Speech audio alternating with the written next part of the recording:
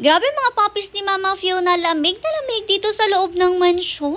Sa previous video natin, sinabi ko sa inyo na i-update ko kayo tungkol dito sa mga puppies ni Mama Fiona. Kasi alam nyo naman na dahil nga sobrang init na lately, talagang pinasok na natin sila dito sa loob ng mansyon since natatakot nga tayo na baka ma-heat stroke sila. Pero alam nyo ba, sobrang struggle rin talaga ng pagpapasok natin dito sa mga puppies na to everyday. Lalo na nga kapag nangungulit-ngulit yung si Brindle. Kita nyo naman na palo na naman siya ng kuya niya kasi sobra naman yung kakulitan niya. Hirap na hirap na nga si kuya magpapasok sa mga puppies tapos todo pa ngulit pa siya. Siyempre naman kasi mas gusto ng mga puppies sa labas kasi nga mas nakakalaro-laro sila doon. Tapos siyempre doon na rin nga sila lumaki kaya naman mas nasanay talaga sila na nandun na nga sa labas doon sa off-leash area ng ating pack members. Basta mamaya ipapakita ko sa inyo guys kung gaano kahirap kapag magpapapasok ng mga ito. Siguro nga nagtataka kayo kung bakit pa natin sila pinalalabas kasi nga guys siyempre kailangan nilang mag-potty. Gaya nga ng pack members natin siyempre kapag magpa-potty sila pinalalabas rin natin sila lalo na sanay na rin naman ang mga to na mag-potty doon sa mismong potty area ng pack members natin. Tapos syempre nakakapaglaro-laro sila doon at kapag papapasukin na talagang pahirapan talaga kahit tatatlo-tatlo yung mga yan. Tingnan nyo naman nung maipasok na nga sila talagang halos magpakaawa pa nga sila sa kanilang mommy para ilabas nga ulit sila. Pero mas gusto natin nandito sila sa loob kasi mas safe sila dito. Tuwing lalabas rin nga sila kasabay nila palagi itong si Brindle since yun din nga yung oras ng paglabas ni Brindle right after lumabas ng ating pack members. Alam nyo naman kasi na hindi pa nga natin naisama si Brindle sa ating pack members since pinalalaki pa nga natin siya para hindi naman siya maipit-ipit ng pack members natin. Nung silipin naman ni mother mga puppies, tingnan nyo ang itsura ng mga yan o talagang mukhang nilalamig naman sila. Malalaman mo nga nilalamig sila kasi ganyan yung mga itsura nila guys. Bale yung kanilang pagkakahiga halos nakapabilog na nga sila dyan. Tapos magkakadikit rin nga sila kasi kinukuha nga nila yung body heat ng isa't isa. Syempre kawawa naman sila dahil nilalamig nga kaya naman naisipan ni mother na lagyan nga sila ng tela dito para magsilbing latag. Kasi nga guys dahil naka-tiles nga to, mas malamig talaga yung sahig dahil nag-absorb din talaga ng lamig ng aircon yung tiles. Pinatiles talaga natin yan pati yung dingding specifically para mas malamig nga dito sa rooms nila. Alam niyo naman kasi na mas prefer talaga ng mga huskies ang malamig dahil nga double coated sila. Pero ito mga puppies ni Mama Fiona talagang hindi carry yung lamig dito sa loob kaya naman kahit papano nilagyan sila ni mother ng latag tapos dito nga sila magsisihiga.